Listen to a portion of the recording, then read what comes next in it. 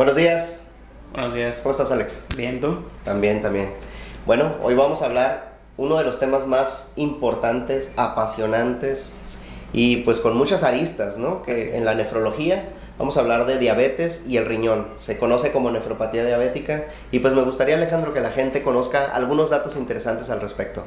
Claro, pues es realmente preocupante la situación de la diabetes actualmente en el mundo y en México. O sea, simplemente considerar que 1 de cada 10 mexicanos arriba de 20 años tiene diabetes, diagnóstico de diabetes.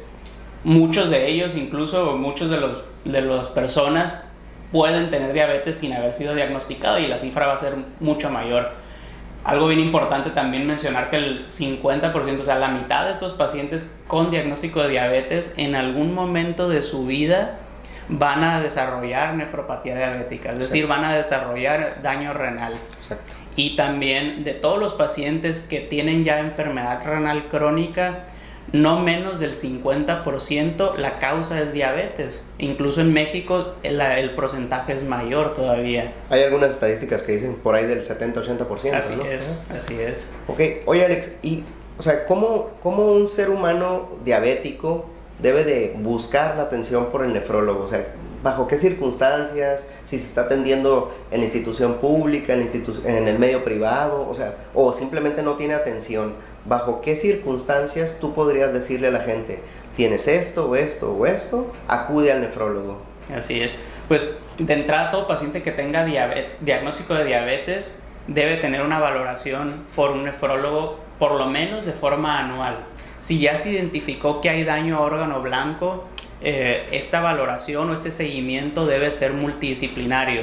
Es decir, si es un paciente con diagnóstico de diabetes que ya se identificó que exista daño renal o que haya pérdida de proteínas por la orina, el seguimiento por el nefrólogo debe ser más estricto, más exhaustivo.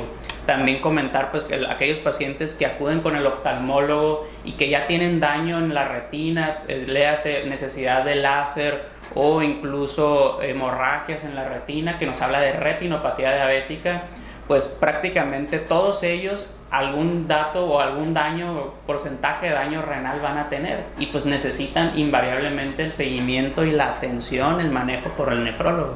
El manejo multidisciplinario en la actualidad es lo más importante.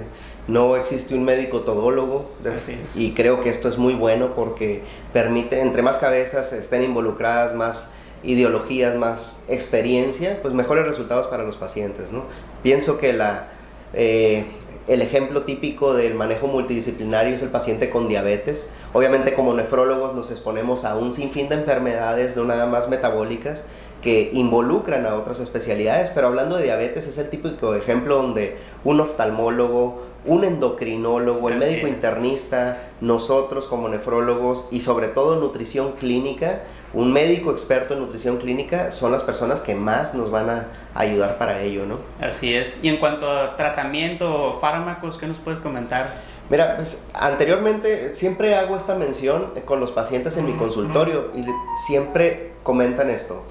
Doctor, me dio tratamiento, pero ninguna pastilla para el riñón. No sé si te pasó. Es súper común. Ajá. No existe pastilla para el riñón. Le digo, eso era hace 3-4 años, ¿no? En la actualidad existe una nueva familia de fármacos denominados de forma general como SGLT2.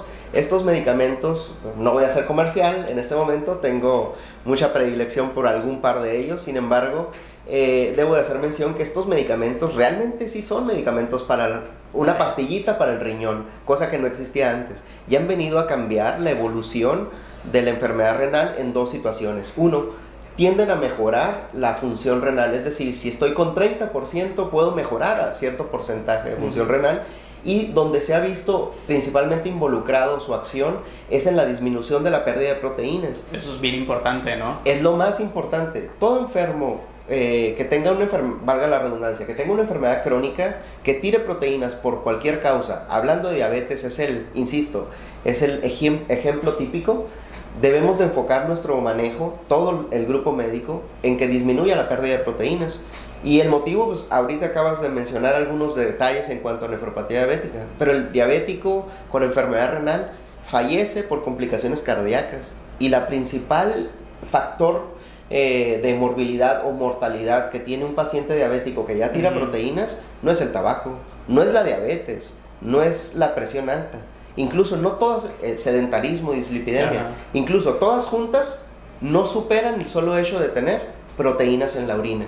Y esto es algo súper importante que siempre se demerita, siempre se deja un poquito de lado y se es que es una infección. No, señores, las infecciones en la orina no dan proteínas en la orina. Así es. Hoy comentamos ahorita sobre la pandemia, hablando en general de la enfermedad renal crónica, súper grave, ¿no? Súper preocupante. No sé si te pasó, cuando entraste en nefrología, ver los números, dices, ¿a poco sí son tantos, no? Es impresionante que 1 de cada 10 personas, la numerología, que acaban de sacar ayer un comunicado, ¿no? Al respecto, y una iniciativa de atención temprana, adecuada, y un programa de atención en nefrología realmente en nuestro país. Ojalá la autoridad tome cartas en el asunto al respecto, porque México supera la expectativa de lo que existe en el mundo. El 10% de la población mundial tiene algún grado de enfermedad renal. 1 de cada 10 personas en el mundo va a tener enfermedad renal crónica. En este momento. Así es. Entonces, si a esto le añadimos que México tiene un gran porcentaje de obesidad, mucho más prevalencia, existencia pues de diabetes en nuestro país, bueno, los porcentajes son mayores. De hecho, hay registros, no intentos, porque el registro jalisciense es un gran registro que existe en nuestro país. Sí, claro. Y a través de los médicos, entre ellos el doctor Cueto Manzano, por ejemplo, actual presidente del consejo, es quienes han hecho gran labor al respecto de identificar la frecuencia de la enfermedad renal en nuestro país, y pues tranquilamente puede ser el doble de lo que existe en el mundo. Entonces, seguramente sí. Comemos muy mal, nos atendemos tardíamente, la automedicación son graves. La constante, sí. Son datos bien importantes. Y otro dato bien importante, Alejandro, creo que es el hecho de mencionar que la enfermedad renal es la única enfermedad en el mundo que en los últimos 5 a 7 años ha aumentado en 2 dígitos, es decir, en más de 10%, pues, la mortalidad. No hay ninguna enfermedad que haya logrado esto en la actualidad, y se posiciona la enfermedad renal como una de las 5 principales causas de muerte a nivel mundial. Sí. Y específicamente hablando de México, hace 10 años ni siquiera figuraba dentro de las primeras 10 causas de muerte de los pacientes mexicanos. Ni de morbilidad, Alejandro. Sí, así es. Sí, es una cosa exagerada, ¿no? Así es.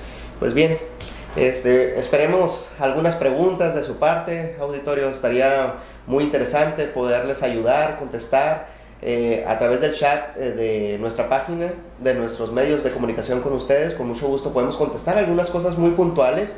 Sin embargo, la atención, asesoría médica por parte de el doctor Alejandro y un servidor les brindará muchas mejores oportunidades de salir adelante o atenderse de la mejor forma.